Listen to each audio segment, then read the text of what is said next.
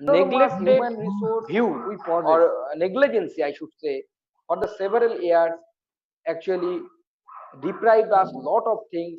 And for the resurgent, we have to think specially about the North Bengal. Otherwise, without the North Bengal or development of the North Bengal, the development of the Bengal would not be possible, according to my view. This is the for These the are the resurgent. words I want to conclude We here. It may be have later on we can otherwise discuss a little bit without the other North things, but the Bengal problem is that or on development the of the 9 p.m. I have another meeting. So before that, at according to my 9 p.m. I view. have to This is the leave. for These the are research. the Anirbandha is there and the Dr. Roy is there. They will continue, I think. Is that Or on development the of the 9 p.m. I have Sukhanto another ji, meeting. namaskar. So now You have before that, at according to 9 my nicely p.m. I view. have to This explained. is the leave. for the These are research. the Anirbandha is there and the Dr. Hello. Thank you so much. Roy is there. They will continue, I think. Thank Is you so that or much, Dr. development on the of Sukanto, the 9 for 9 p.m. putting I have such Sukhanto an ji, another important meeting. namaskar. So aspects. now You have before Challenges that, भी nicely आपने at बहुत 9 nicely p.m. अच्छे I से have they to रखा leave. explained. This is the कि किस तरह for the थी दार्जिलिंग भी हम the Anirbandha jute is there industry भी and the यहाँ पर है Dr. और किस Hello. तरह थैंक यू Dr. अगर किसी Roy is state there. They will they continue. I think. you Sukhanto said ji, that you were namaskar. absolutely right So now that You have challenges before भी that, nicely no Darjeeling will be no the development Anirbandha until is the there and the agitation Dr. and that Hello. agitation Dr. obviously Roy is have there. caused They will the continue. I have pain in different parts of the region. I would really like to take and request Dr. Anirban Gangli to take this ahead. But before having, I would, okay, just a moment, Dada.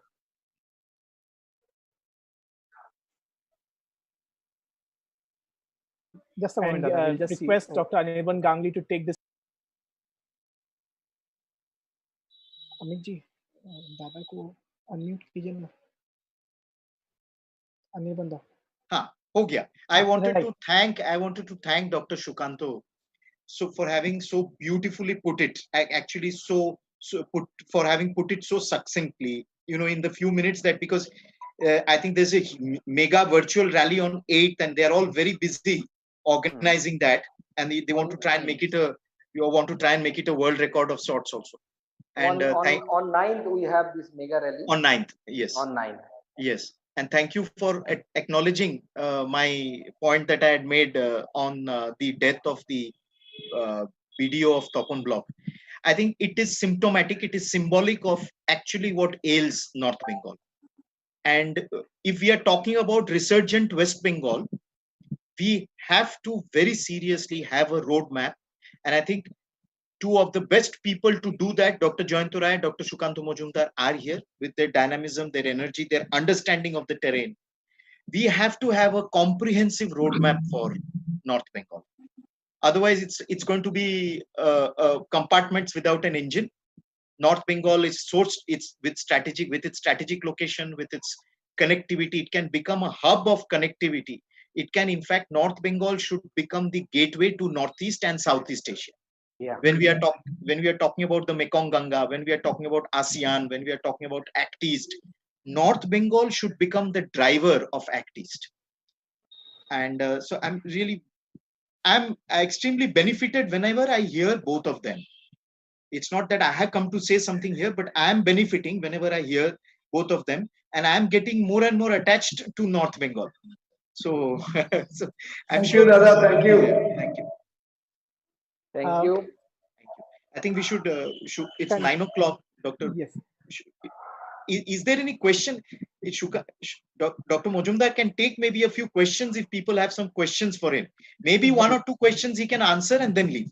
We'll not detain him. But right. if there is a specific question for him, we should take benefit of his participation. uh, uh, there is actually one question, Dr. Sukanto, for specifically for Dr. Sukanto, and thank you so much, Dada, for this. Saurav has put this question onto that you mentioned about communication facilities, and so as a member of Parliament, how feasible do you see that it is important to improvise the communication and the infrastructure facilities, and how are you able to do that in specific with the state challenges that you get every now and then? So that is the problem with the West Bengal, because the political scenario of West Bengal is little bit different from the other states, and I feel this is the legacy of the left rule. It is my experience that anywhere in this country where the left has ruled, there is a rivalry, and that is bloody rivalry between the political parties, and that is the problem with the West Bengal. Because they considered the political opponent. We consider any political party leader as a political opponent, but the left ideology they consider as the class enemy to the opposition. Actually, they consider opposition or opposition parties or party member as the class enemy. So that is the legacy of this West Bengal. We have to come out from this. We are facing several problems. We have a lot of plans. As such, I can give one example. We want to improve the communication between North Bengal, and there is a proposal proposal of connectivity of Northeast through the Bangladesh from Hili to Tura. It is known as Hili Tura Corridor Project, and we need the collaboration of the state of the West Bengal, state of the Northeast, and as well as the central government, as well as the Bangladesh. So it is a lot of involvement of the are there, and we obviously face several problems from the government of West Bengal, and that is the political problem. I know I don't want to elaborate that in a non-political forum, but it is a so it's a really it's a huge problem, and everything we want to do, and every development work such as Joyantuda, I think has the same experience that whenever we put any letter to the DM for any developmental work, generally it is considered as a dustbin paper. I should say nothing more than that, because they have been instructed in such a way that they can't do any work of the opposition member of parliament. So that is the problem with the West Bengal. I think in a country, I should say, the Kohinoor of the crown of India. So that Kohinoor, we lost it like the originals one. So as we hope, the one day the original Kohinoor will come back to the India from the British Museum, and also we hope that the West Bengal, which is Kohinoor of this country, one day it will regain its fame and the fame, and it will actually attract the whole country, the migrant laborers. Now in lakhs, they are going to the different states in lakhs of numbers. They later on in future, we hope that several people will come to the India to the West Bengal for the work and the job. We hope for that one day West Bengal will become the Kohinoor of India once again. I think, Dada, you have rightly mentioned that the Kohinoor has to come back to India and for West Bengal as well. And this is very important. And as a young member of parliament itself, I have had the opportunity to time and again see you raising so much issues specific to North Bengal and Balurghat in the parliament, making sure the voices of the people are heard. Dada, if you allow, according to your time, either we could take more questions, or how do you suggest? One or two, not more than that. Right. So Dada, there is one thing that has come up. We are live on 4 or 5 different pages at this moment. And some news media are also going live when we are speaking of it now. So there's one question that has come up very specifically in all the platforms. Is you mentioned about the educational infrastructure. How do you see education play a very important role? And in specific to West Bengal is known to be a land of educators. So how do you see that the culture of education has declined, and how do we see a way ahead, according to you? The West Bengal always was the pioneer regarding the basic research. West Bengal never was so keen to produce engineers. Now they are producing, but West Bengal was always known for its basic research in all the aspects. If you talk about Acharya Gojendranath Shil, he was a great philosopher. If you talk about the different scientists of our country, lot of scientists are there. They always they focus on the basic research. And a country actually known not only by the innovation is obviously it's an important thing, as well as the new research or the basic research is very much important. The problem is that West Bengal, most of the universities are the state universities, and in popular politics, it is very easy to establish or to donate 5 crore rupees and prepare a big blue white colored building, and you name it as a such and such university, Gaurbango University, Raiganj University. But I have visited several universities in different purposes. It may be the moderation, it may be the examination purpose as a external. These universities are these mushroom universities, I should say. These mushroom universities actually lack infrastructure. They don't have that infrastructure which is actually at par the university. So that is the problem. We have to spend much more money. We are moving and running behind the quantity but not the quality. If you want to make a mark in the science and technology, you have to run for the quality, not for the quantity. That is the problem with the West Bengal. And now in this regime, this is a fashion. You prepare a building, you name it such and such, and it will become a university. So this is not the right way.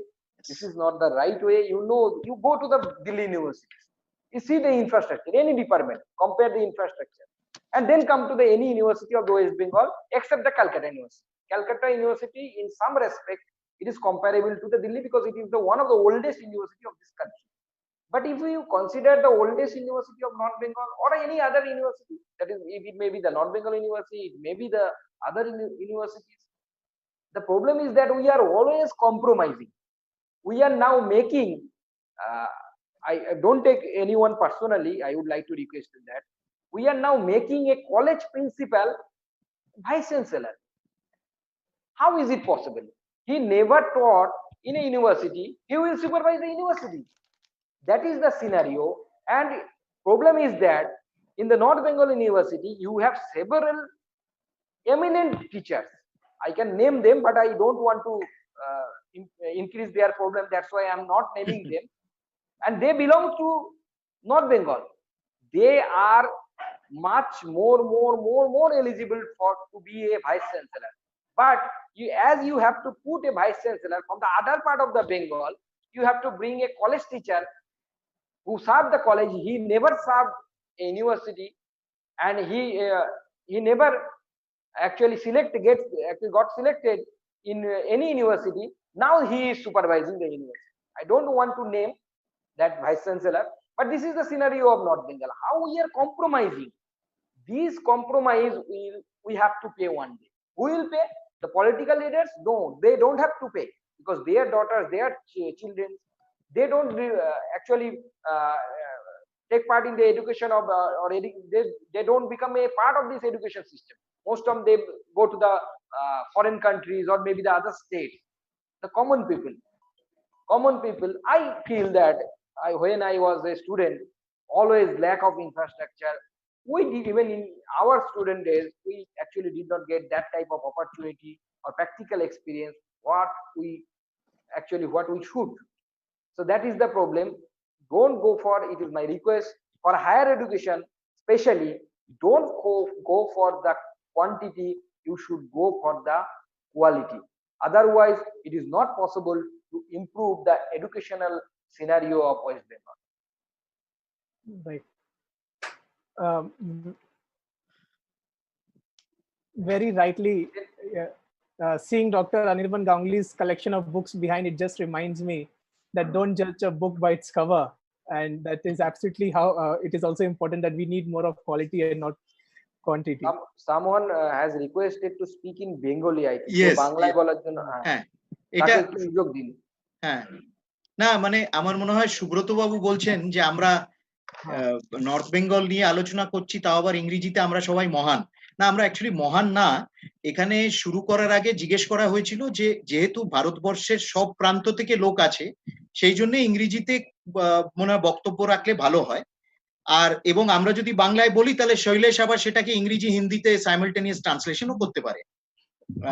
আমাদের বাংলাতে বলতে কোনো লজ্জা নেই, কিন্তু আমরা চাইছি যে পশ্চিম বাংলার সমস্যা এবং পশ্চিম বাংলার সম্বন্ধে আজকে যা আলোচনা হোক সেটা আরো বেশি করে সারা ভারতের মানুষের কাছে পৌঁছে যাক, সেই জন্য আমরা ইংরেজিতে বলছি বা হিন্দিতেও বলতে পারি, কোনো অসুবিধা নেই তাতে। Thank you so much doctor Anirban for yes. I have to leave now, আমাকে হ্যাঁ। যেতে হবে। হ্যাঁ, সবাইকে নমস্কার, কিছু মাফ করবেন আমাকে। ধন্যবাদ। হ্যাঁ, Thank you basically so much. আনির্বাণ দা, আপনাকে অসংখ্য ধন্যবাদ। না সুকান্ত, শৈল- ধন্যবাদ ধন্যবাদ। আর শৈলেশ, বলুন। এটা আমার মনে হয় যে এটা একটা সিরিজ আমরা করি, যেটা জয়ন্তদার সাথে আগে কথা হয়েছে। কেন তোমরা সবাই যত বেশি বলবে সারা দেশের মানুষের কাছে কিন্তু এই সমস্যাগুলো আরো তাদের কাছে স্বচ্ছ হবে, এবং আজকে পশ্চিম বাংলা নিয়ে কিন্তু সবাই চিন্তা করছে, সেজন্য থ্যাংক ইউ ও ধন্যবাদ। ঠিক আছে, নমস্কার। শৈলেশকে বিশেষ করে ধন্যবাদ জানাবো for your beautiful words. Okay, but I think I am not worthy of that. সবাইকে নমস্কার, ভালো থাকবেন। কোনো প্রশ্ন থাকলে পরবর্তীকালে আবার আমরা তার উত্তর দেওয়ার চেষ্টা করব। আমি আবার উত্তর দেওয়ার চেষ্টা করব। নমস্কার। Thank you so much, Dada. And thank you so much, Dr. Anirban, for clearing this out. We have about 14 states people joining in. हाँ, So that's तो ऐसा भी कर सकते हैं शैलेश, डॉक्टर जयंतोरा इज देयर, तो अभी जयंतोदा और हम थोड़ा अपना विषय रखें। Yes. और यहाँ बहुत सारे क्वेश्चंस भी आ रहे हैं, right. तो ऐसा करें कि एक प्रश्न यहाँ आया था, मैं कुछ मौलिक बात करूंगा, उसके जी. पहले मैं थोड़ा क्योंकि Right. मैं हिंदी में बोल सकता हूँ, मेरा हिंदी ममता बनर्जी से तो बेहतर है, आप लोगों को समझ में आ जाएगा। और ये है कि किसी ने कहा कि पश्चिम बंगाल और बिहार के विषय में क्यों बात नहीं होता है, क्योंकि पश्चिम बंगाल और बिहार नेबरिंग स्टेट्स हैं। सही है ये बात, और ये प्रश्न भी सही है। देखिए, एक अगर आप लोग एक दिशा समझते हैं आज के संदर्भ में, आज पिछले 10 सालों में ये मैं कहना चाहता हूं कि कम्युनिस्ट शासन जब था पश्चिम बंगाल में, पश्चिम बंगाल का दुर्दशा हुआ। देखिए, पश्चिम बंगाल को समझने के लिए इसके जो 50 साल का राजनीति है, उसके जो अप्रोचेस और एटीट्यूड्स है, ये भी समझना पड़ेगा। नॉन पॉलिटिकल फोरम में भी हमको राजनीतिक विषय समझना पड़ेगा अगर हम रिसर्जेंस के बात करते हैं तो। So you see the issue is that in the last 10 years if you see, for example, बगल के राज्य आप आसाम को देखिए, आप बगल के राज्य उड़ीसा को देखिए, और इसमें डेवलपमेंट क्या हुआ है, शासन किस प्रकार का हुआ है, ये आपको एक समझ में आएगा। जैसे मैं आंकड़े के लिए उदाहरण देता हूं, पिछले 13 साल में आसाम के जो गवर्नमेंट हॉस्पिटल्स बनाया गया है, आज देश में केरल के बाद का नंबर जो है वो आसाम का है in terms of construction government hospitals. पिछले 3 सालों में आसाम का जो टोटल बजट ऑफ वहां जो टोटल एक्सपेंडिचर है, उस एक्सपेंडिचर से 6% हेल्थ केयर के लिए स्पेंड किया गया है। आज के दिन में जब क्वारंटाइनिंग के समस्या हो रहा है पूरा नॉर्थ बंगाल में, अगर उदाहरण दूं कूच बिहार का, कूच बिहार में आज के दिन में जाकर 1,15,000 से ज्यादा श्रमिक आ गए हैं अंदर। और हम देख रहे हैं कि क्वारंटाइन के नाम से डॉक्टर जयंत राय ने पहले भी कहा है, बहुत डिटेल में आज भी शायद उन्होंने कहा होगा और कहेंगे, उनको हम निवेदन करेंगे। आज के स्थिति आप क्या देखते हैं क्वारंटाइन के विषय में? ना कोई क्वारंटाइनिंग सेंटर्स बना है, जो बना है वहां इतना निम्न ये क्वालिटी का खाना दिया जाता है, कोई सोशल डिस्टेंसिंग का कॉन्सेप्ट नहीं है, और टेस्टिंग तो दूर के बाद कहते हैं कि इस इलाके में जैसे कूच बिहार में 50 से ज्यादा दिन में टेस्टिंग होगा नहीं, ये अलिखित एक निर्देश दिया है। तो अगर 1,15,000 श्रमिक बाहर से आए हैं और आप दिन में 50 टेस्टिंग करेंगे, तो उसके बाद तो आपको कितना समय लग जाएगा इनको इनके क्या सिम्टम्स है नहीं है जानने के लिए। मैं ये बैकग्राउंड क्यों दे रहा हूं, मैं विषय पे आ रहा हूं। अब ये क्वारंटाइन सेंटर्स में श्रमिक रह नहीं पा रहे, ये दे आर प्रोटेस्टिंग, खाना खा नहीं पा रहे हैं, रह नहीं पा रहे हैं, उनका ना टेस्टिंग हो रहा है। कुछ देर बाद जो डिस्ट्रिक्ट एडमिनिस्ट्रेशन है कह रहे हैं कि घर चले जाओ। अब ये जब घर जाते हैं गांव, वहां गांव के लोग नेचुरली वो लोग बहुत चिंतित हो जाते हैं, प्रोटेस्ट करते हैं, भाई ये आ गए गांव क्वारंटाइन सेंटर से, इनका टेस्टिंग नहीं हुआ। तो एक गांव में सोशल टेंशन पैदा होता है, और सरकार, district administration, state administration silent है इस विषय में। कोई मार्ग आगे का दिख नहीं रहा है। ये परिस्थिति है पश्चिम बंगाल में। आप इसका देखिए ऑपोजिट आसाम में क्या किया गया है।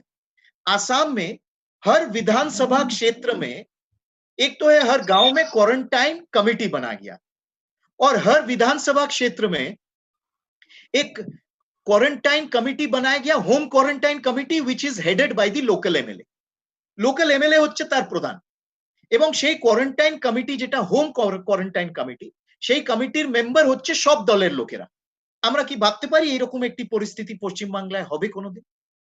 तो ये क्या है कि पिछले 10 साल में अगर आप देखते हैं, West Bengal has stopped talking to its neighbouring states. तो अगर आप डॉक्टर हिमंत बिश्व शर्मा का बात पश्चिम बंगाल में करते हैं तो मुख्यमंत्री जो है चिढ़ जाती है। अगर आप कहते हैं कि ये बगल के बिहार में जो डेवलपमेंट इनिशिएटिव्स हो रहा है, या बिहार से अगर हमको कुछ सीखना है, हम जाकर बात करें, हम टीम भेजे, वहां नहीं भेजेंगे। उनके दिमाग में अगर आप बिहार का बात करते हैं तो उनके दिमाग में सिर्फ एक बात ही आता है, नीतीश जी, नीतीश बाबू आप एनडीए छोड़ के निकल आइए, नीतीश बाबू आप एनडीए छोड़ के निकल आइए। और कोई इंटरेस्ट नहीं है उनका बिहार में कि बिहार में कैसे कई समस्या का हल हुआ है, नो इंटरेस्ट। ओडिशा, वो तो नवीन बाबू से बात ही नहीं करते हैं, क्योंकि हमने देखा कि एक समय ओडिशा का जो आंकड़े थे कोविड का वो कम था, और एक ऐसा समय आया कि पश्चिम बंगाल से कई लोग ओडिशा आए और सडनली बढ़ गया संक्रमण वहां। तो at this point of time what was required is that the state government of West Bengal should have a dialogue with the government of Odisha. नहीं, disaster management पिछले 20 साल after the 1999 super cyclone, Navin Patnaik has set up one of the best disaster management models in Odisha. Till date, West Bengal does not have any disaster management or disaster mitigation model or plan. The latest Amphan we saw, before that Bulbul we had seen Feni, before that Aila. Throughout the last 50 years, West Bengal যেটা এমন একটি জায়গায় অবস্থিত যে সারাক্ষণ কিন্তু এই natural disasters এর একটা এরিয়া রয়েছে, সেখানে হিট করছে। কিন্তু আমরা দেখছি যে না বামফ্রন্ট সরকার না তৃণমূল সরকার কোনোদিন একটা ডিজাস্টার মিটিগেশন প্ল্যান ডেভেলপ করে। এগুলো তো এসেনশিয়াল যে কোনো রাজ্যের জন্য যে এই পরিস্থিতিতে আছে। তো একটা হচ্ছে আপনার ওই প্রশ্নের উত্তর যে West Bengal in the last 10 years has closed itself। মানে আমি মানুষের কথা বলছি না, আমি পশ্চিমবঙ্গবাসীর কথা বলছি না, আমি পশ্চিমবঙ্গে যারা শাসনে রয়েছে তাদের কথা বলছি।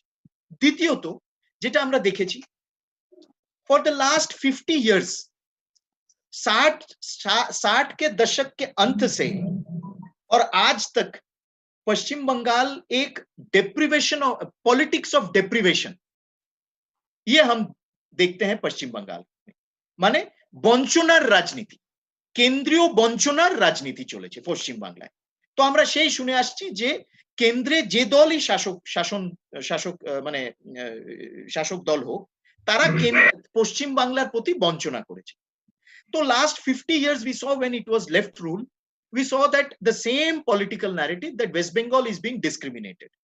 Whereas if you see that Congress was most of the time in power at the center, and the Congress had actually a very good understanding with the left parties which were in power in West Bengal, and whenever a national crisis arose, a political crisis arose, or any major decision had to be passed in parliament, you saw always the left parties siding with the Congress. पर पश्चिम बंगाल में जो राजनीतिक जो विश्लेषण इन लोगों ने push किया ये है कि we are always discriminated by the center.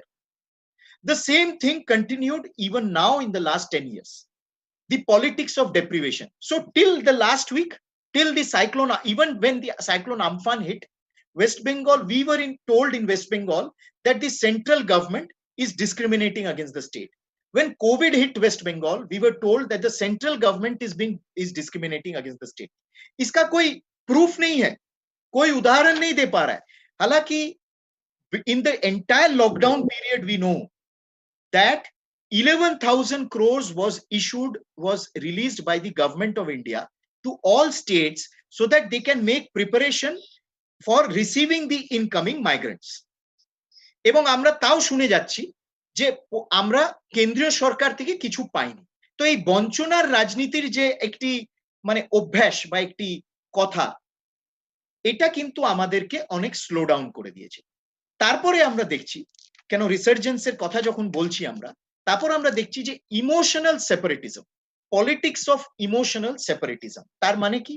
তার মানে হচ্ছে केंद्र कोनो यदि प्रकल्प किसान सम्मान निधि किसानों का भलाई के लिए है, पर हम पश्चिम बंगाल में उसको इंप्लीमेंट नहीं करें, नहीं, क्योंकि वो केंद्र सरकार का है। अगर हम देखते हैं कि आयुष्मान भारत के अंतर्गत आज के दिन में जाकर 1 करोड़ से ज्यादा ग्रामीण लोगों को हेल्थ केयर मिला है। Doctor Jayant Rai will be able to bear me out. Even Prime Minister is on record when in saying this, that more than 1.2 crore people उनका चिकित्सा किया गया आयुष्मान भारत के अंतर्गत। पर पश्चिम बंगाल में हमने कहा आयुष्मान भारत हमको नहीं चाहिए।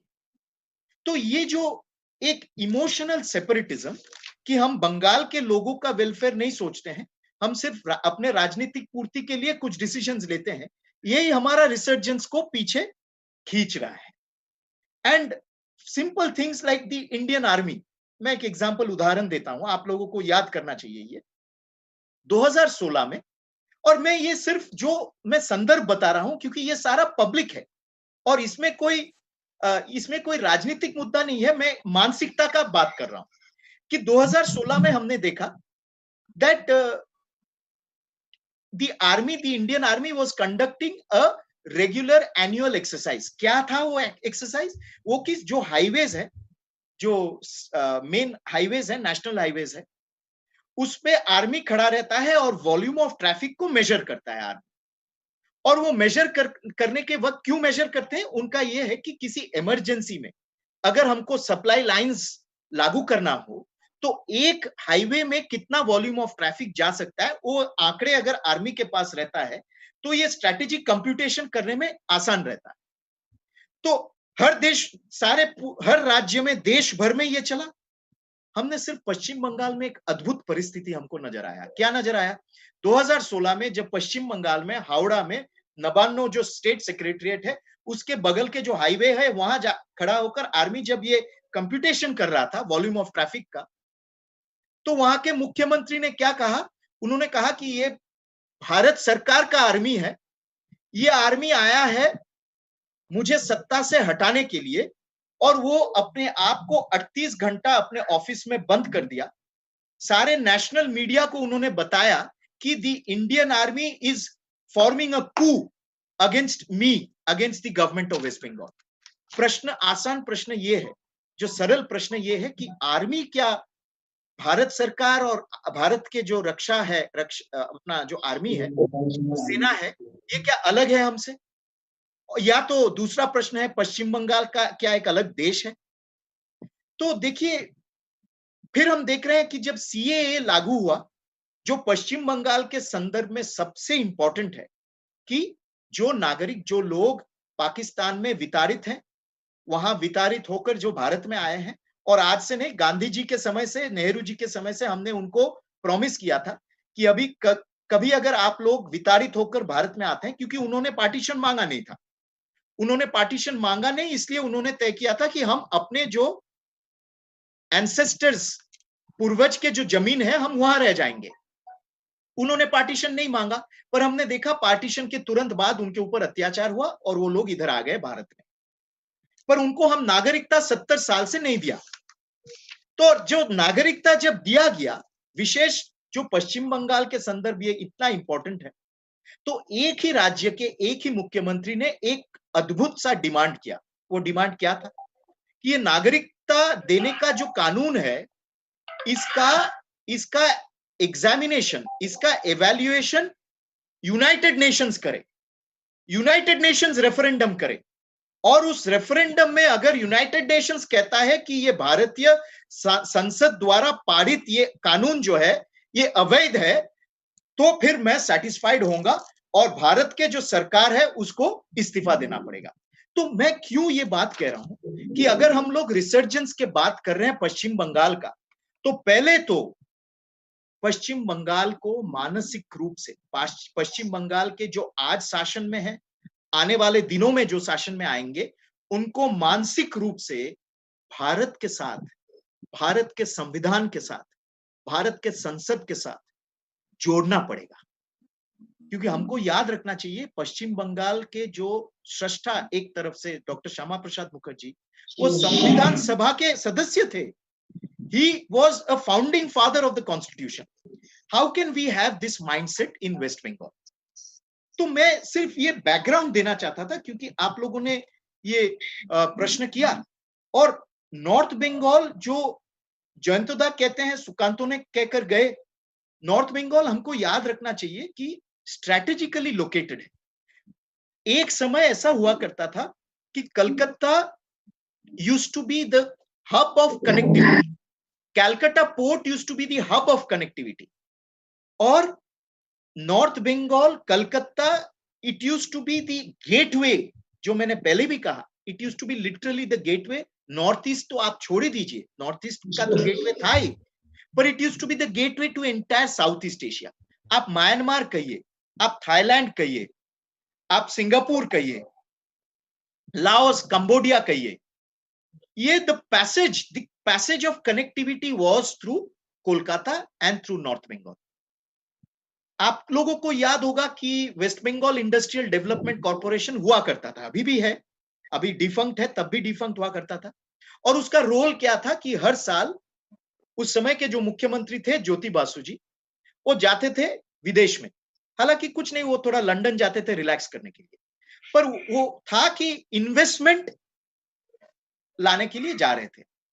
हमको कभी पता नहीं चला, साधारण नागरिक के तौर से हमको कभी पता नहीं चला कि इन्वेस्टमेंट कितना आ रहा है। सेम अभी विश्व बांग्ला हम देख रहे हैं, इन्वेस्टमेंट कितना आ रहा है, कहां जा रहा है।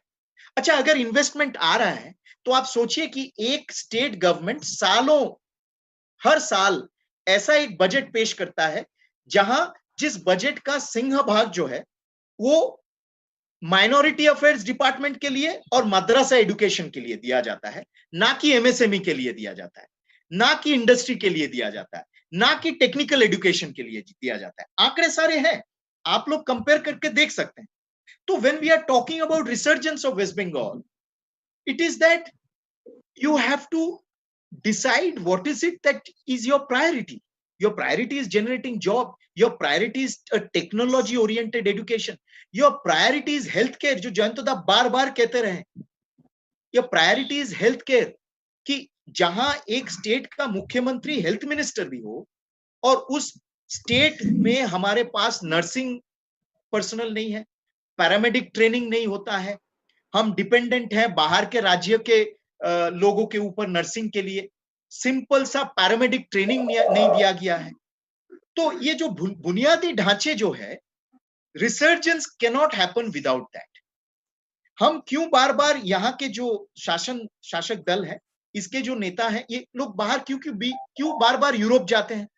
आप सुने होंगे कि ये लोग कहाँ जाते हैं, कि कभी नॉर्थ ईस्ट जाते हैं, कभी सिंगापुर गए, सिंगापुर से जाकर आकर ठोस कुछ कदम उठाया गया नहीं। साउथ कोरिया के लोग, कंपनीज कहते हैं कि हम लोग ज्यादा से ज्यादा इन्वेस्टमेंट करना चाहते हैं पश्चिम बंगाल, पर नहीं हो पा रहा है, आगे नहीं बढ़ रहा है। सो हेल्थ, इन्वेस्टमेंट एंड स्मॉल, जैसे उत्तर प्रदेश में और प्रधानमंत्री नरेंद्र मोदी जी का ये जो था मन में, 1 डिस्ट्रिक्ट 1 प्रोडक्ट, उत्तर प्रदेश में ये लागू किया गया। आप पश्चिम बंगाल का सोचिए, हमारे पास एक रिपोर्ट अभी तैयार हुआ है, वो हम सार्वजनिक भी करेंगे।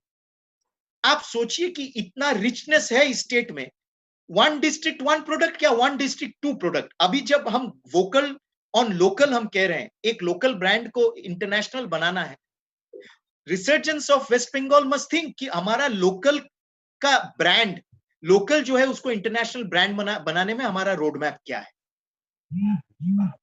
So all these things, I think I have spoken a lot, and you have been extremely patient in listening to me very politely. And Jayantoda is there. He's a senior. He's a sitting member of parliament, and I normally don't speak so much when somebody of his stature is there. But these are, I just wanted to give you a background, since the discussion today is resurgence of West Bengal and the challenges and opportunities.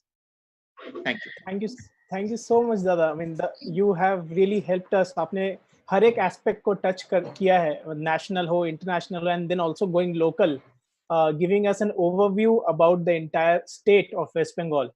And the best is listening to you. You have also laid a roadmap for us in how we could go ahead.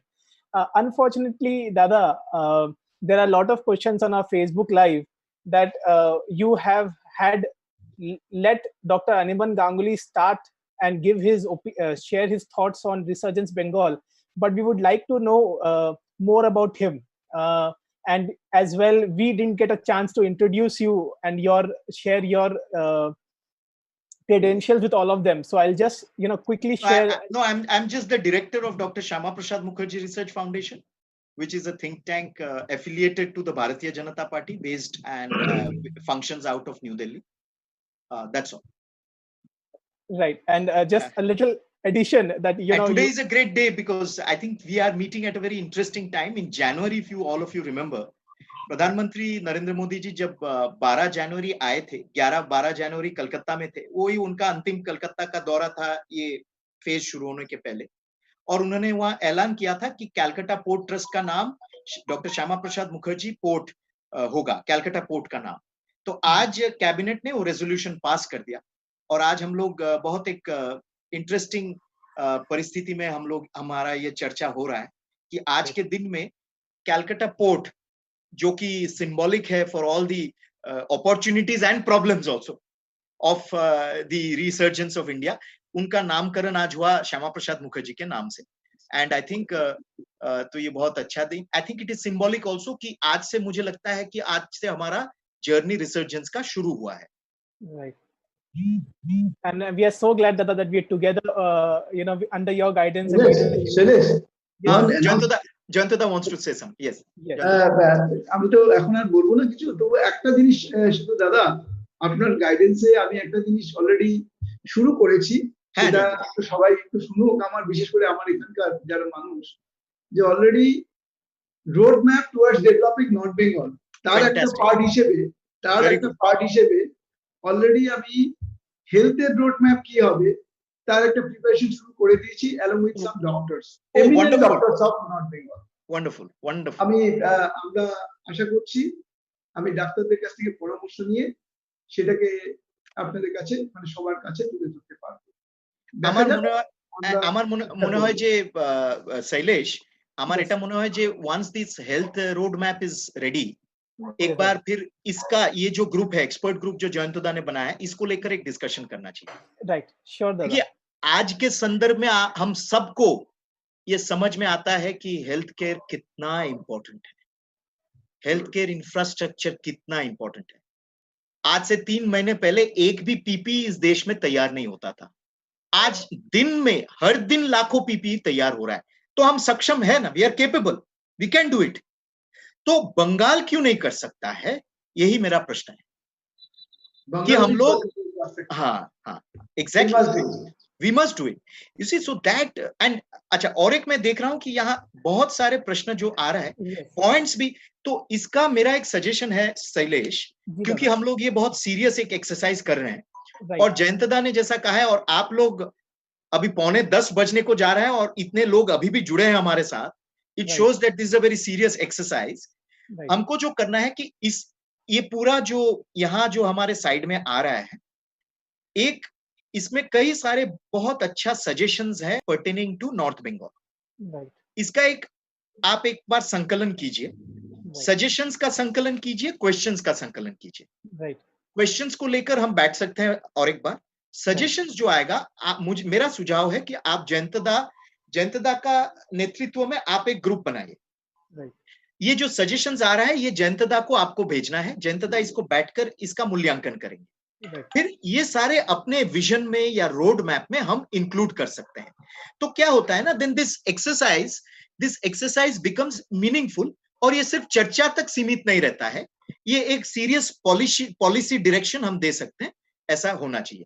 अच्छा, यहाँ हमारे एक मित्र जो है Shailesh, one of our friend Prateek Sanyal, वो कुछ कहना चाहते हैं पर वो म्यूट है करके कह नहीं पा रहे हैं। Right, I just hope he has not left. He's not got disappointed and left. But Pratik, I think Pratik had something to say. Galaxy A10. Oh, that's it. Yeah. So Pratik is here. He can be unmuted. Yes. Galaxy A10. I can see him just below Jayantoda. He's just there below. Just a moment, Dada. There are a lot of people who want to share their thoughts, and Okay. a lot of them have put in their efforts on the chat. So we are just requesting. So I think we can take a few of the thoughts. Jayantoda is there. We can Right. also, he can give his opinion. We can, I think, continue for a few more minutes, perhaps. No? Right. So just give us a moment. It's such a privilege to have a leader of vision and a leader of action, both of them together, and leading this entire dialogue, both for North Bengal and the entire state altogether. Amit ji, एक बार unmute कीजिए ना. जो अनिर्बन दादा My colleague Galaxy. Amit, he's also, he's been having fever since yesterday, but luckily the fever has subsided. So I was a little worried about him. So वो अभी खुद ही बैठ के कर रहा है सब. I tell you, your office is very active. Pratik, yes, Pratik has got unmuted now, finally. नमस्कार सर. नमस्कार. सर हम हिंदी में बोलते हैं. सर एक्चुअली हम उत्तर दिनाजपुर का प्रतीक मैं एक अच्छा देखिए, एक तो बंगाल में बीच में पाबंदी था हिंदी में बोलने के लिए, क्योंकि अगर आप हिंदी में बोलते हैं तो फिर बहुत किसी एक व्यक्ति बहुत चिढ़ जाती थी. अभी बीच बीच में ये कोरोना संक्रमण के दौरान कितना अच्छा काम कर रही है ये सारा देश को बोलने के लिए, वो खुद ही हिंदी में बोलना शुरू किया है. तो अच्छा है हम सब हिंदी में बोले, भी बंगाली लोग हिंदी भी बोले, अच्छा है. हाँ सर इसलिए हिंदी में बोल रहे हैं कि ताकि सभी समझ में सभी को समझ में आए. यस सर एक्चुअली हम जो रेसिडेंट है उत्तर दिनाजपुर जिला, सर ये तो नॉर्थ बंगाल का ही एक जिला है, पर सर आपको ये बोलना चाहते हैं और सर जयंतो जी को भी बोलना चाहते हैं, और सुकांतो दा तो चले गए, उनका एक मीटिंग है. सर एक्चुअली हम ये रिक्वेस्ट करेंगे, जो हमारा जो जिला है उत्तर दिनाजपुर जिला, जिसका एक लोकसभा केंद्र आता है रायगंज, सर बहुत पहले से ही mainly for political reason sir हमारा ये जिला, स्पेशली ये जिला बहुत वंचित है, बहुत ही वंचित है. इसमें ना कोई इंडस्ट्री, ना कोई इनिशिएटिव लिया गया है, ना ही कोई ट्रांसपोर्ट का कोई इनिशिएटिव. सर हम चाहते हैं कि like other district of North Bengal, Uttar Dinajpur को भी सर डेवलपमेंट के आधार पे ऐड किया जाए. सर हम कुछ बोलना चाहते हैं इस संदर्भ में. सर हमारे यहाँ पर एशिया लैंड के हिसाब से एशिया का सेकेंड लार्जेस्ट हमारा यहाँ पर फॉरेस्ट है सर, पर सर कोई भी अभी तक इनिशिएटिव, इतना बड़ा फॉरेस्ट है सर, पर अभी भी कोई भी इनिशिएटिव नहीं लिया गया है सर.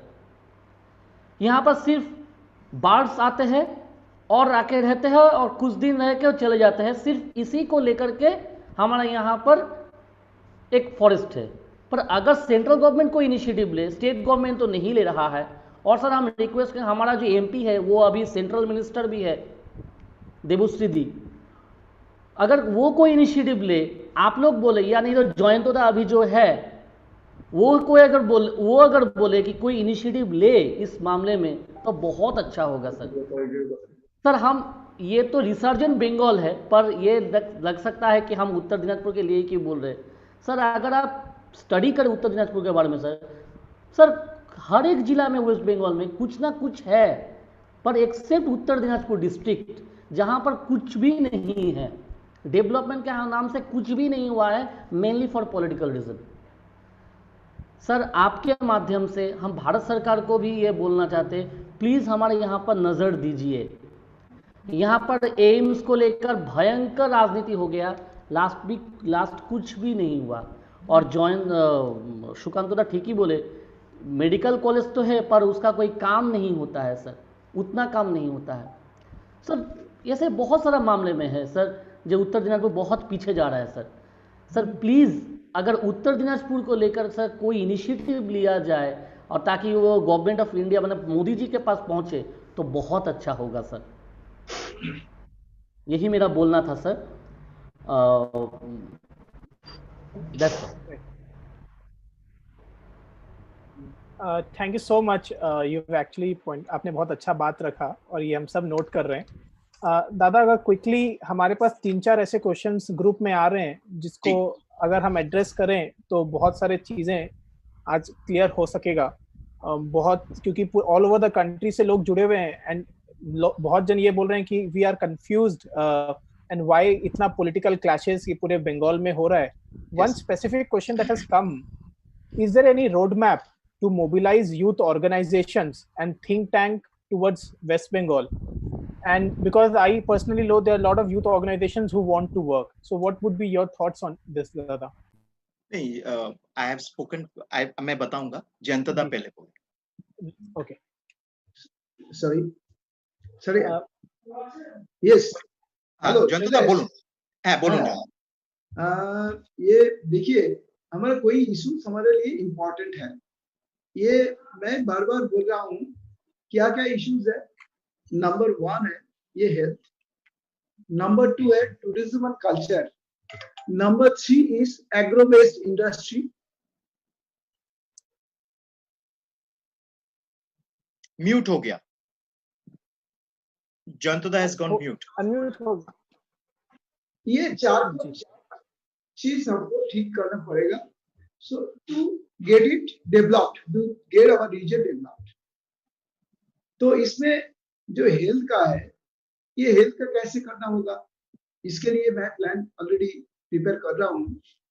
कुछ ही दिन के अंदर, प्रोबेबली कुछ ही दिन के अंदर, अभी डेट कंफर्म नहीं कर रहा हूँ, तो उसमें एक ये वेबिनार ऐसे होगा, उसमें हम डॉक्टर्स को इंक्लूड किया, many doctors will participate and we discuss this issue, how to develop our infrastructure, how to get our patients treated only here only and no need to go outside or North Bengal, and even the patients from Bangladesh, Nepal, yes, they will come to us.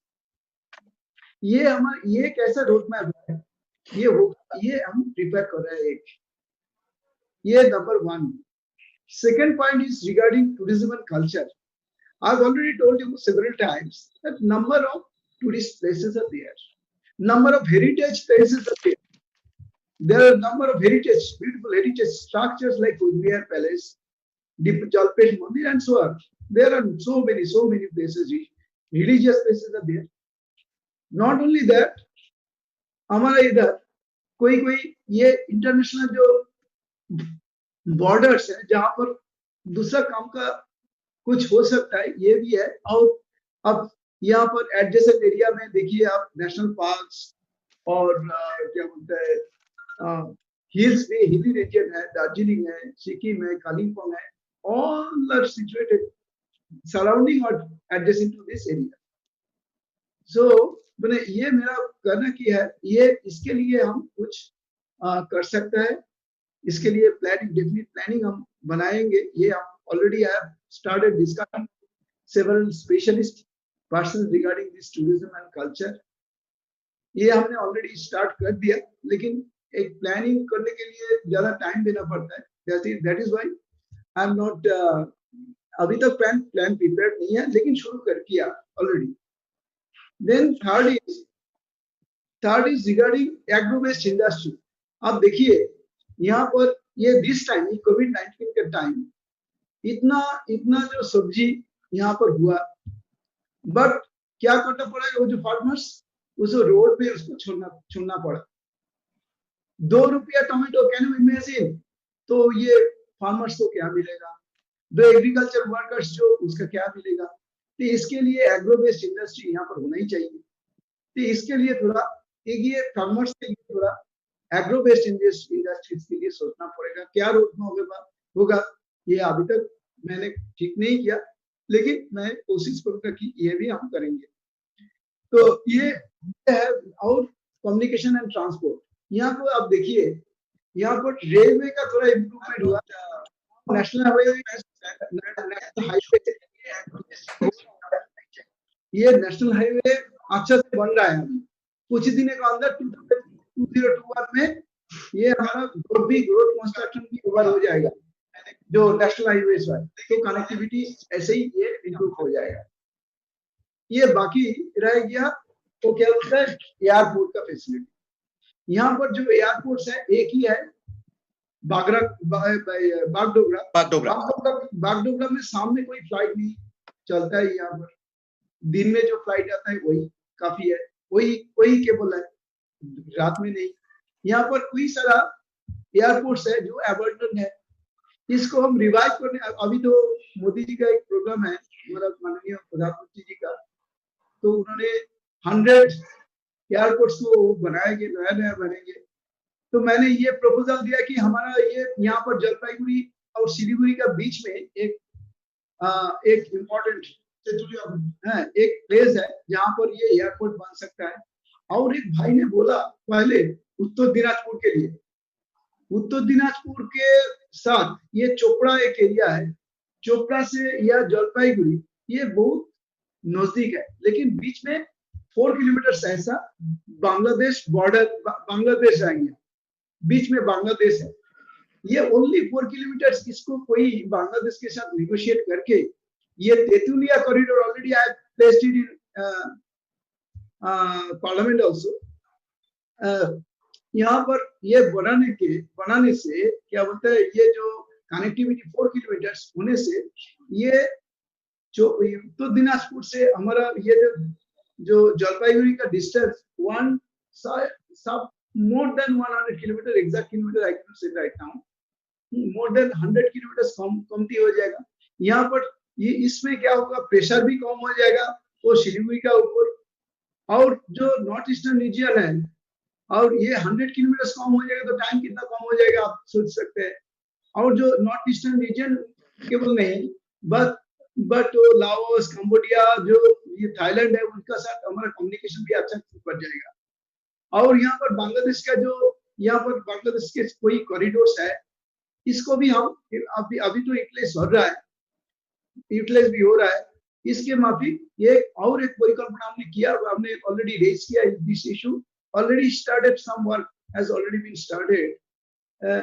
एक train का Chilahati railway station ये बांग्लादेश होकर ये जाएगा, यहाँ से हल्दीबारी होकर, ये बहुत काम सारा कंप्लीट हो गया। ये अभी कुछ ही दिन के अंदर ये हो गया, ये हमारा बहुत मैंने गर्व का बात है। तो ये इसमें बांग्लादेश के साथ हमारा कनेक्टिविटी बढ़ जाएगा। तो entire reason, this entire reason है, ये entire reason will be benefited. मेरा ख्याल से इसमें दिनाजपुर, हमारा कुचबिहार, हमारा जलपाईगुड़ी, दार्जिलिंग, सब all round development will be there. ये मेरा ख्याल से ये छोटा जो मैं जितना सोच सकता हूँ ये हो सकता है। अभी सभी का मदद चाहिए, सभी का हेल्प चाहिए। हम ये कोशिश कर रहे हैं कि ये सब हम सब एक साथ में आएंगे। मेरा जो ओपिनियन है, आपका जो ओपिनियन है, एक साथ में बैठिए, एक साथ में आपको आप सजेशन दे दीजिए, हम कोशिश करेंगे कि इसको इम्प्लीमेंट किया जाए यहाँ पर। Sailesh, you see, Jayantoda, as always, has given a comprehensive, and I think there's a gentleman here, Gautam Gupta. ওনার 6টা পয়েন্ট উনি দিয়েছেন, যেটা জয়ন্তদার সাথে আমরা যেটা করছি কি, জয়ন্তদা যখন ये जो रोड मैप वो तैयार कर रहे हैं एक्सपर्ट्स के साथ कंसल्ट करके, ये जो 6 पॉइंट गौतम जी ने दिया है वो आप जयंतदा को एक बार दिखा दीजिएगा जी। अब जो विषय है यहाँ मैंने देखा है कि जैसे मेघना गोयल, बहुत अच्छा पॉइंट उन्होंने बताया यहाँ कि जन भागीदारी का वर्ड उन्होंने यूज किया है, कि जैसे आपका प्रश्न था कि यूथ ऑर्गेनाइजेशंस, यूथ कैसे इन्वॉल्व हो सकते हैं। यही बात है जन भागीदारी का, जो प्रधानमंत्री जी कहते हैं जनशक्ति और जन भागीदारी, इसके ऊपर आधार करके ही हम बुनियादी जो ढांचा को हम नया करके हम सेट कर सकते हैं।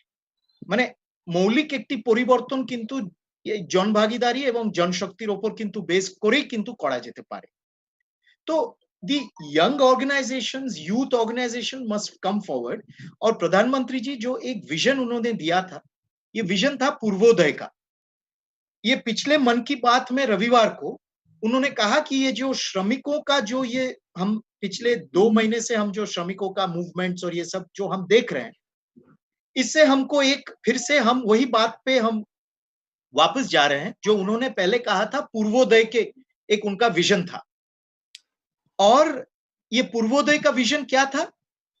तो प्रधानमंत्री जी कहते हैं कि भारत के पूर्व के जो राज्य हैं, अगर हम पूर्वांचल, उत्तर प्रदेश के पूर्वांचल से ले लेते हैं, तो इसमें झारखंड, बिहार, पश्चिम बंगाल, ओडिशा, नॉर्थ ईस्ट, ये सारे अगर हम राज्य लेते हैं तो लगभग 38% जो लोग हैं, 38% भारत के जो आबादी है, ये 38% आबादी इस पे रहते हैं, consist of the 38% of the population.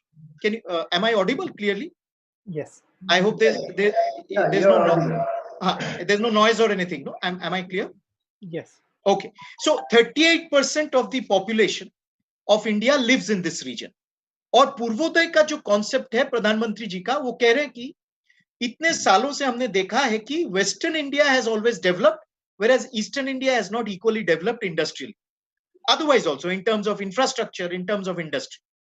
तो एक लॉपसाइडेड डेवलपमेंट हुआ है भारत में 60 के दशक के बाद से स्पेशल।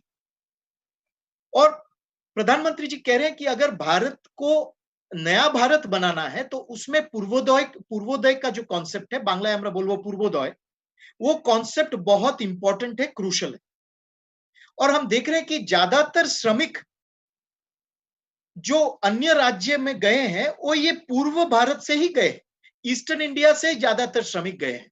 अब ये जो वापस आ रहे हैं ये ईस्टर्न इंडिया में ही आ रहे हैं। तो इसको देख के मन की बात में प्रधानमंत्री जी कहा कि फिर से हमको ये बाधित कर रहा है पूर्वोदय के विषय में सोचने के लिए कि क्यों ये ऐसा हुआ है और इसको हम कैसे ठीक कर सकते हैं। तो इतना resources in terms of human resource, in terms of natural resource, in terms of capacity to work. So when we are talking about resurgence of West Bengal, we should also think about the vision of Purvodaya. और वो resurgence of Eastern India में West Bengal can play a major role. And in that, in the delineation of Purvodaya, the youth have to play a very important role. तो आपको जो करना है Shailesh, all the youth organizations that are there around the region, right, जिसके साथ आपका संपर्क है, आपको उनके साथ बैठ के ये पूर्वोदय का कॉन्सेप्ट क्या है, ईस्टर्न इंडिया को सक्षम सशक्त बनाने के लिए क्या करना चाहिए। देखिए, एस्पिरेशनल डिस्ट्रिक्ट्स का बात करते हैं। एस्पिरेशनल डिस्ट्रिक्ट्स चुना गया। आप लोग जानते हैं एस्पिरेशनल डिस्ट्रिक्ट का कॉन्सेप्ट क्या था प्रधानमंत्री जी के मन में, कि इस डिस्ट्रिक्ट्स में हम लोग स्पेशल एक्टिविटी, स्पेशल फोकस देंगे, क्योंकि ये सारे पिछड़े हुए डिस्ट्रिक्ट्स थे जो इतने साल वंचित थे। तो हम देखते हैं कि aspirational districts maximum eastern part से ही सिलेक्ट किया गया है। ईस्टर्न पार्ट में ज्यादातर फोकस दिया जा रहा है इंफ्रास्ट्रक्चर डेवलपमेंट। तो काम तो शुरू हो गया है, उसमें जन भागीदारी क्या हो सकता है, हम लोग क्या कर सकते हैं, यूथ ऑर्गेनाइजेशंस क्या कर सकते हैं, सिविल सोसाइटी ऑर्गेनाइजेशंस क्या कर सकते हैं, नैरेटिव को कैसे बिल्ड कर सकते हैं, ये अभी चर्चा होना चाहिए आने वाले दिनों। तो जैसे आपको चर्चा करके एक यूथ रोड मैप देना चाहिए कि प्रधानमंत्री जी जो पूर्वोदय कहा उसका यूथ रोड मैप क्या हो सकता है। तो करने के लिए बहुत कुछ है और मुझे लगता है कि कंस्ट्रक्टिवली, जैसे जनता ने ऑलरेडी शुरू कर दिया है और he has already specified the areas. अब इसके साथ आप पूरा, जैसे वो जो प्रश्न था कि बिहार के साथ क्यों नहीं, हम बिहार, झारखंड, उड़ीसा, पश्चिम बंगाल, पूर्वोत्तर सारे राज्य मिलकर पूर्वोदय होगा। right. अब 10 बजने को जा रहा है। Correct. And Dada, you know, it's very shocking कि लोग अभी भी questions दे रहे हैं, suggestions दे रहे हैं जी। और मतलब हम इतने सारे questions already आ रहे हैं, Facebook लाइव पे भी हमारे साथ लोग जुड़ते ही जा रहे हैं, कम ही नहीं हो रहे हैं। तो आई थिंक बंगाल बहुत ही important subject है सबके लिए आज की डेट में, पूरे भारतवर्ष में नहीं, पूरे विश्व में। यस यस जी जी। आपको सोचना, ये देखिए बंगाल का इतना इतिहास रहा है। জয়ন্তদা, মানে অবিভক্ত বাংলা, অবিভক্ত বাংলাতে দুটো টাইম জোন ছিল, মানে कलकत्ता का जो टाइम है वो ढाका के टाइम से आधा घंटा पीछे है। तो एक आप ये सोच लीजिए, एक ऐसा प्रोविंस जहां 2 टाइम जोन, कितना बड़ा प्रोविंस, और फिर 2/3 चला गया उस तरफ, ठीक है, एक पोर्शन तो रह गया भारत में, नहीं तो अगर हम दूसरे के हाथ में देते तो पूरा बंगाल चला जाता जिन्ना के पाकिस्तान में। इसलिए श्यामा प्रसाद मुखर्जी ने नेहरू को, जवाहरलाल नेहरू जी को कहा था कि आप लोगों ने भारत को विभाजित किया और मैंने पाकिस्तान को विभाजित किया, क्योंकि नहीं तो जिन्ना का ये था कि पूरा पंजाब उनको चाहिए और पूरा बंगाल चाहिए। तो पंजाब जब विभाजित हो गया कि पूरा पंजाब नहीं जाएगा, तुरंत श्यामा प्रसाद मुखर्जी ने कहा फिर पूरा बंगाल भी नहीं जाएगा, और पश्चिम बंगाल फिर बना। तो मुझे लगता है अभी भी Paschim Bengal in terms of its representation in parliament, 42 Lok Sabha seats तो जयंतदा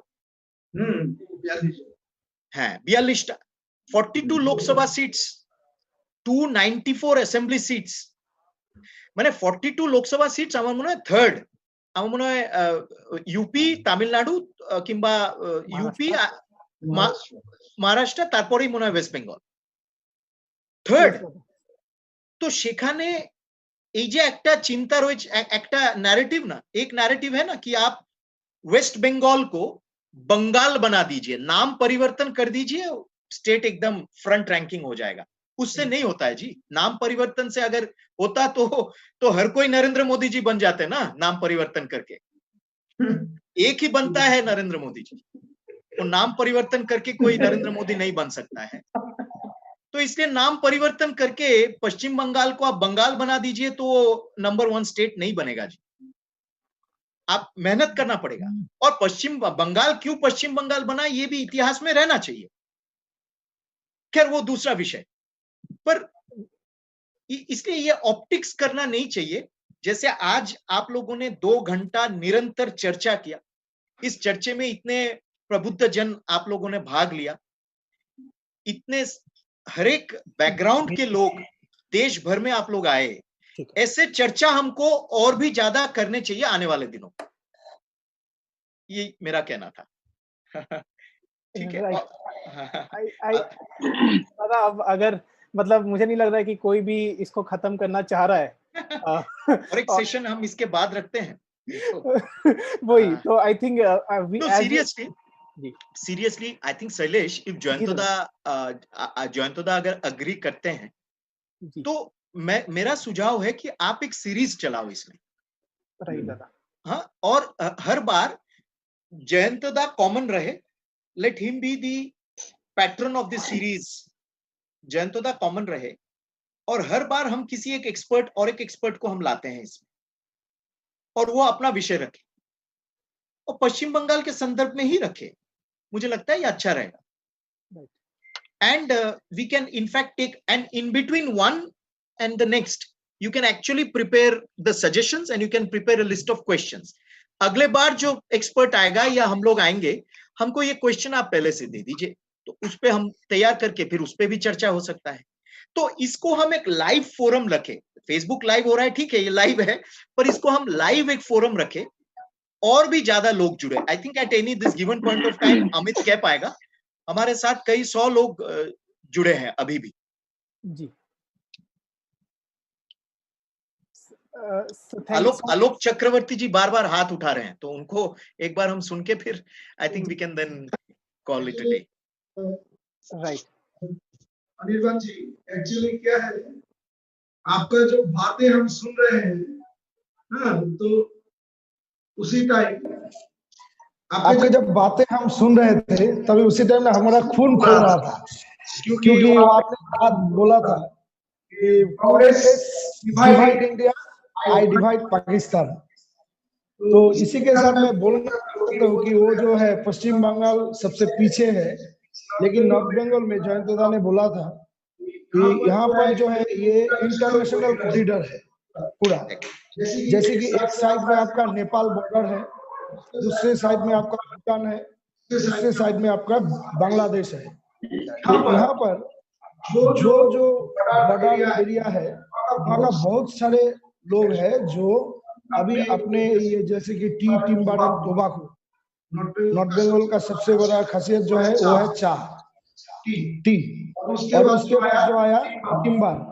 अभी टिम्बर जो है, टिम्बर तो वो सब तृणमूल कांग्रेस खा गए सब ना। अभी नॉर्थ बंगाल का जो लाटा फॉरेस्ट, वो उसका हालत तो बहुत ही खराब है। लेकिन वहां पर जो आदिवासी लोग रहते हैं, वो लोग इतने सारे माने जैसे कि होम टूरिज्म प्रॉपर जो गाइडेंस उसको मिल नहीं रहा है, जिसका कोई यहाँ का जो रेवेन्यू है वो सब रेवेन्यू लेके चला जाता है साउथ बंगाल में। लेकिन डेवलपमेंट के बारे में जैसे कि आपका चाय नीलाम केंद्र बना हुआ है, वो भी बंद पड़ा हुआ है। मेडिकल कॉलेज जो है वो भी हालत बहुत खराब है। जैसे हर सेगमेंट में बहुत सारे प्रॉब्लम है। जैसे इसीलिए जो नया युवा है वो लोग कुछ काम करना चाहते हैं। यहाँ पर श्रमिक है, लेबर है, लेकिन उसके पास कोई काम नहीं है। और स्किल डेवलपमेंट अगर ठीक से होता है तो यहाँ पे ये लोग काम उसको मिलेगा, ये बाहर नहीं जाएगा। यहाँ का खुद इलाका का जो जैसे कि नरेंद्र मोदी जी ने बताया, आलोक जी जैसे आप देखिए पिछले साल के पहले तक, उसके बाद के आंकड़े मेरे पास अभी नहीं है, पर मैंने जो सारे आंकड़े पिछले साल के पहले तक, central government had established national skill development corporation as a public private partnership unit to establish skill development centers across the country, और उसमें से a total of 10,711 female candidates have already been trained under the Kaushal Vikas Yojana in West Bengal. And under Pradhan Mantri Kaushal Vikas scheme, the number of nominated candidates is 63,378 till July 2019, एक साल पहले तक उसके आंकड़े बढ़ गए हैं। मैं कह रहा था हमको we have to ask two questions to ourselves. One is that ये जो श्रमिक का बात हो रहा है, ये শ্রমিক এখন মাথায় হাত। প্রথম কথা যে 50 বছরের শ্রমিক বাইরে গেল কেন, কেন গেল সেই প্রশ্নটা আমাদের নিজেদের জিজ্ঞেস করি। আপনারা কি গুজরাট দেখুন, কি মহারাষ্ট্র দেখুন, কি তামিলনাড়ু দেখুন, এখনো অবধি আজকে মনে হয় তারা ট্রেনে উঠে পড়েছে। আমরা গত 50-এর বেশি দিন ধরে টিউটিকোরিনের মতন জায়গায় একটি বাঙালি শ্রমিক গ্রুপকে তাদেরকে নিরন্তর কিন্তু রেশন খাওয়া দাওয়ার ব্যবস্থা করা হয়েছে আমাদের দিক থেকে। কিন্তু শ্রমিক কেন যাচ্ছে, কেন তারা এখানে কোনো সুযোগ নেই বলে যাচ্ছে? আচ্ছা, উত্তরপ্রদেশে মানে মাইগ্রেন্ট লেবারদের স্কিল ম্যাপিং হয়েছে, তো কথাটা হলো আমার আচ্ছা কৌশল বিকাশ কেন্দ্র কিন্তু অপারেট করছে পশ্চিম বাংলায়, কিন্তু আপনি কোনো উচ্চবাচ্য দেখবেন না যে রাজ্যের সরকার সেগুলোকে প্রমোট করছে বা রাজ্যের মানুষকে বলছে যে আপনারা জুড়ুন এটার সাথে। সেজন্য আমাদের ওই মানসিকতাটাকে বার করতে হবে। We have to remove that. We have to ask ourselves this question that in last 50 years why has this happened, এবং আগে আমাদেরকে কি করতে হবে। এবার আমরা থামি, জয়ন্তদা needs also to be allowed to কৌশল বিকাশ যোজনা যেটা আছে সেগুলো যেমন মনে করুন আমরা জলপাইগুড়ির মানুষ কলকাতা থেকে অনেকটা দূরে 600 কিলোমিটার দূরে।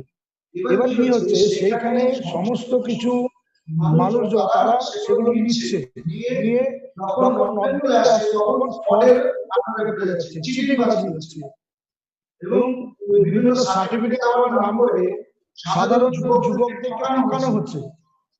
যারা কিছু করতে চাইছে তাদেরকে ঠকিয়ে দিচ্ছে। এই হচ্ছে পরিস্থিতি। যাকে সময় সবাই আছে, আমি শুধু একটা কথা বলতে পারি যে আমরা হার মানিনি। অটল বিহারী বাজপেয়ীর কথাটা মনে করে, হার नहीं मानूंगा, रार नहीं खानूंगा, बाल की कपाल पे लिखता मिटाता हूँ, गीत नया गाता हूँ। উত্তরবঙ্গ নতুন গান গেয়ে আবার ভারতবর্ষের শ্রেষ্ঠ জায়গা নেবে, এটুকু বলতে পারি। Right. So I think we will, if everyone permits, मेरे को तो सबसे परमिशन लेना पड़ेगा अभी इसको लगता है खत्म करने के लिए। আপনারা কে এটা আশ্বাসন দিচ্ছি যেটাই আপনারা পয়েন্টস এই গ্রুপ চ্যাটে লিখেছেন ওটা সবাইটা আমরা এক কালেক্টিভলি এক ডকুমেন্টে লিখে নিয়েছি। আপনাদের সবাই টোটাল সাজেশনসটা ওটা আমাদের কাছ থেকে থাকবেই। Thank you so much, Anirbanda, for your giving a holistic approach and Jayantoda for coming in and putting your efforts.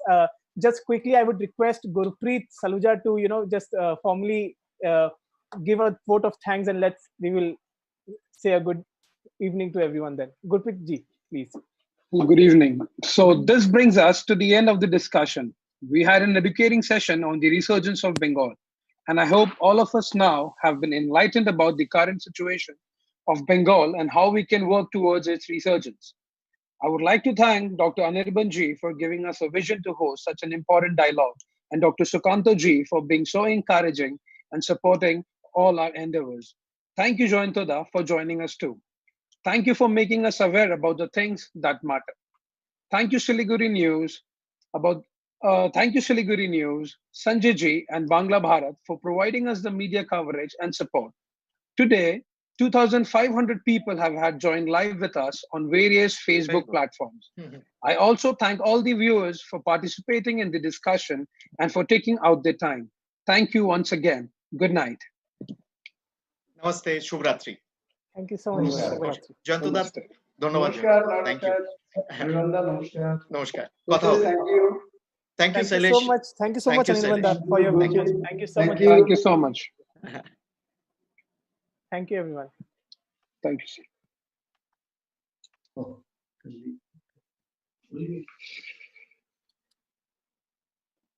না, ওকে বারবার করছে না, আমি একটু সঞ্জীব বিশ্বাস